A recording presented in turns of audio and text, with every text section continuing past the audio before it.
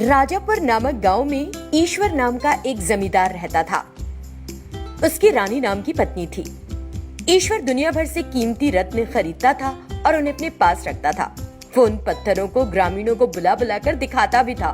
देखो मेरे पास कितने कीमती पत्थर हैं, मैं उन्हें अलग अलग जगहों से लाया हूँ। तुम उन्हें एक ही स्थान पर देख पा रहे हो, खुद को भाग्यशाली समझो।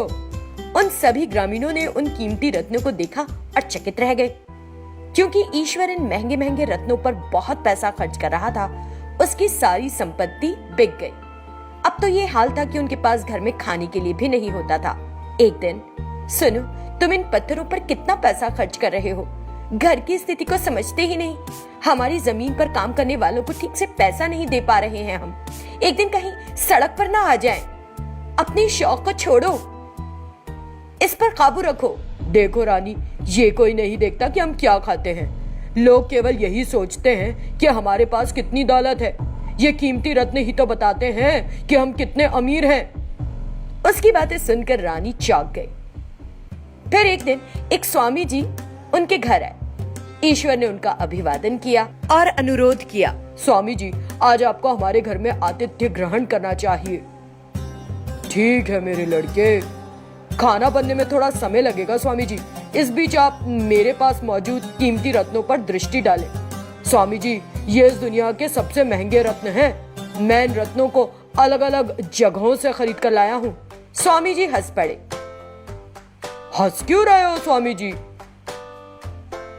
क्योंकि मैंने ऐसे रत्न देखे हैं जो इन रत्नों से कई ज्यादा महंगे हैं। स्वामी जी, आपने उन्हें कहाँ देखा? कृपया मुझे बताइए, मैं उन्हें भी खरीदूंगा। मैंने उन्हें तुम्हारे ही गांव में देखा है। क्या क्या इस गांव में मुझसे ज्यादा भी कोई अमीर है? आप मजाक कर रहे हैं ना स्वामी जी? नहीं ईश्वर, सच कह रहा हूँ। मैंने इस गांव में इन रत्नों से भी महंगे रत्न देखे हैं। मेरे साथ आओ, अगर तुम चाहो तो तुम्हें वो रत्न दिखाता हूँ।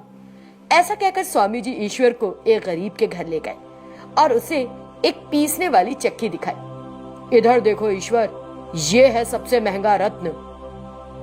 क्या स्वामी जी, इस पत्थर की कीमत 100 रुपए है।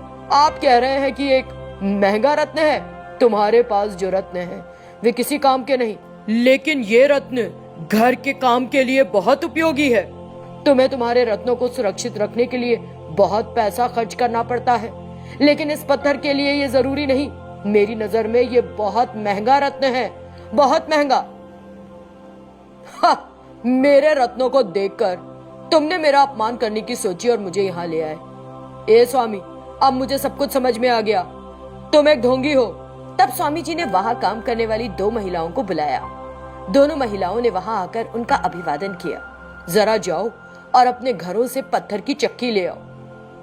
वे अपनी अपनी पत्थर की चक्की ले आई और स्वामी जी के सामने रख दी। तब स्वामी जी ने अपना हाथ हवा में घुमाया और मंत्रों का जाप किया। तभी उसके हाथ से एक दिव्य ज्योति निकली और उन पत्थरों की चक्की में प्रवेश कर गई। अब इस जमींदार को दिखाओ कि तुम इन पत्थर की चक्कियों को कैसे चलाती हो। तब एक महिला आई और उस चक्की को अपने हाथ से घुमाने लगी। उसके बीच से सोना बाहर निकलने लगा और जब दूसरी महिला ने चक्की को घुमाया तो उसमें से पैसे नीचे गिरे। ये देखकर ईश्वर हैरान खड़ा रह गया। वे औरतें भी हैरान हो गई। तब ईश्वर को अपनी गलती का एहसास हुआ। वो समझ गया कि वो कितना अहंकारी है और उसने स्वामी जी से क्षमा मांगी। स्वामी जी ने ईश्वर को क्षमा कर भी दिया। उन्होंने ईश्वर को आशीर्वाद दिया और चले गए। ईश्वर ने फिर अपने पास मौजूद सभी रत्नों को बेच दिया और उन पैसों से एक किराने की दुकान खोली। पति में ऐसा बदलाव देखकर रानी भी बहुत खुश हुई।